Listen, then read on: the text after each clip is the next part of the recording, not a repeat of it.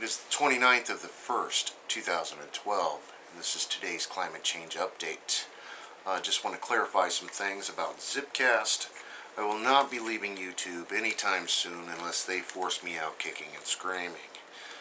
This is the cool camera I have to use for Zipcast to work, and I put that on the lowest setting just to try to save Zipcast a little bandwidth, help them out. It's moving so slowly.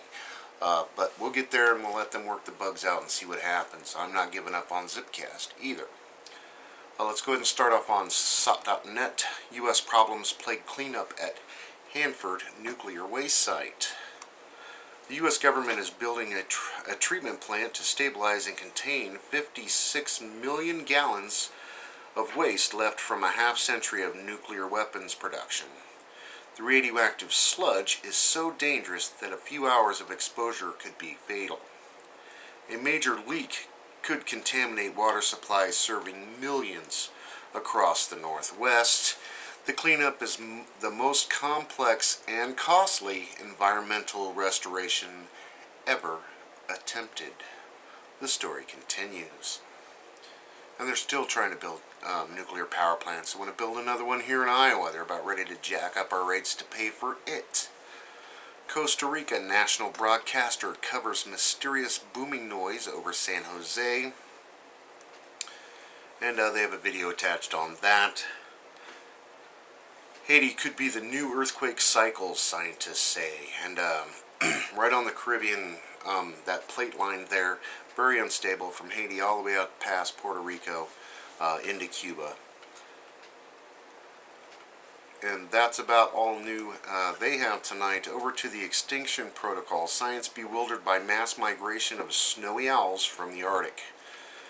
Bird enthusiasts are reporting rising numbers of snowy owls from the Arctic, winging it into the lower 48 states this winter in a mass southern migration that leading owl researchers called unbelievable. And they're from coast to coast, as far south as Missouri. Quote, what we're seeing now, it's unbelievable, said head of the Owl Research Institute in Montana. It's the most significant wildlife event in decades. And they're saying it's not uncommon for a few owls to come down in the wintertime, but this is unprecedented numbers. And it's a mystery of great migration. 2 moderate earthquakes strike near Japan's famed Mount Fuji volcano. The 2 moderate earthquakes struck near the dormant volcano in eastern Japan on early Saturday morning, seismologists said, but there were no immediate reports of damage or casualties. Of course, Japan's been very unstable for a very long time, and according to history, major quakes tend to make Mount Fuji erupt. And again, it's like 41 miles west of Tokyo. U.S. to begin large-scale emergency preparedness drills for the new Madrid fault line region. Washington's emergency management director is encouraging individuals, businesses, schools, and services groups to participate in a regional earthquake preparedness drill.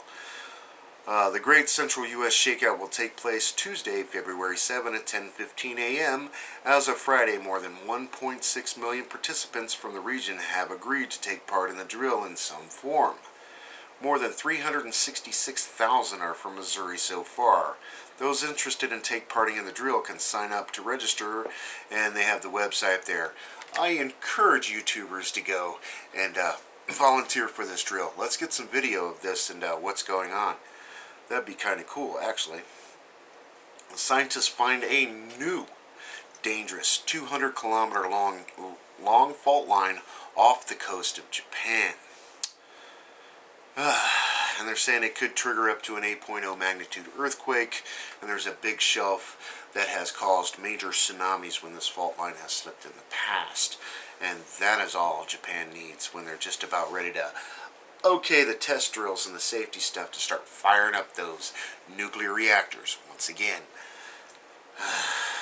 6.2 magnetic chromatic earthquake sets off swarm of aftershocks. This is north of New Zealand's, and this is an ongoing situation which is on the Ring of Fire. just the other day, you know, Christchurch is still getting aftershocks into the high 4 regions. And over to the watchers, Tropical Cyclone Iggy triggered tornadoes across Java and Bali and now threatens Australia. Tropical Cyclone Iggy, which was responsible for producing tornadoes across Indonesia, will brush Western Australia and produce heavy rain and storm surge. The threat remains for Tropical Cyclone Iggy to bring Western Australia's northwestern tip hurricane-strength winds and unleash flooding rainfall over the next couple of days. And this isn't going to help those forest fires in Western Australia one little bit. That's all they need is high winds. And that has a long story in with that. I got a few stories over on Ice Age Now. Extreme cold in Kuwait. Since last Friday, the country has experienced uncommonly cold weather as temperatures drop below freezing in many areas. Not very common in Kuwait. Pretty much the quote of hell's frozen over, right? Britain artist blast could bring big freeze for a month. 4 inches of snow expected across higher grounds. Hail too.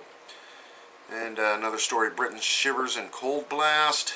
Chill set to last until next week.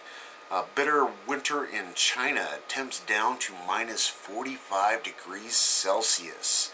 More than 1,100 people died and 280 snowplows worked to clear roads. 16 concerned scientists, no need to panic about global warming. In spite of the multitude of international campaign to demonize pollutant carbon dioxide, the number of scientific heretics is growing with each passing year. And I'm one of those heretics. Global warming, carbon tax emission is a scam to get as much money out of you as they can. Volcanoes spew out more CO2 than your RVs. Winter returns to Europe with a vengeance. Over to the RSOE. We got flooding on Australia, Queensland. Of course, the forest fires going on in Western Australia continue.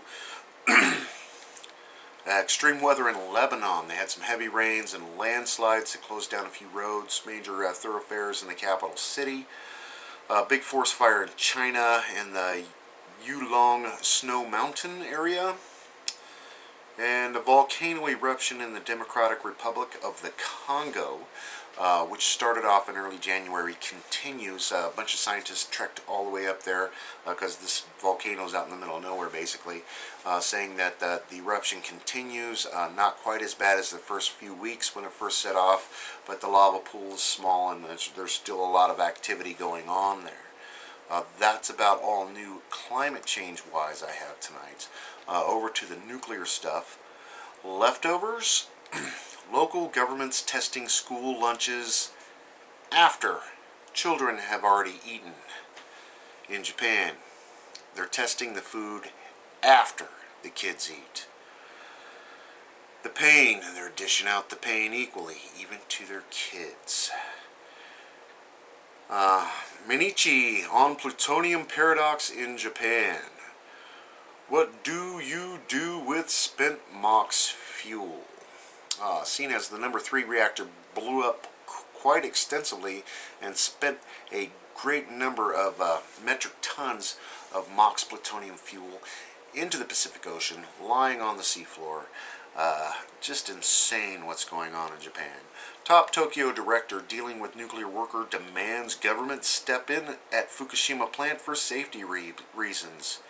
Some of these employees are unable to read. So, yeah, they're getting anybody they can in there, willing to get a little bit of money till they work them to death, literally. Another Fukushima farmer in exclusion zone. It's already as bad as Chernobyl. I saw splashing ash after explosions. Baby cows dying, one after one. And they have a video involved in that. And that's about all new they have tonight. Of course, if I missed anything, please let me know. Leave your comments or attach your videos below. Enjoy while you can, everybody. And again, let me emphasize, I'm not going anywhere. I will still be here at YouTube primarily because there's no way I can reach out and touch as many people as I can here. Don't forget, my rebels, hit that remix button, rebroadcast this out. I don't care about view counts, I really don't. And get it out there and let's cause some trouble. So until next time, enjoy what I can, everybody. Stay safe.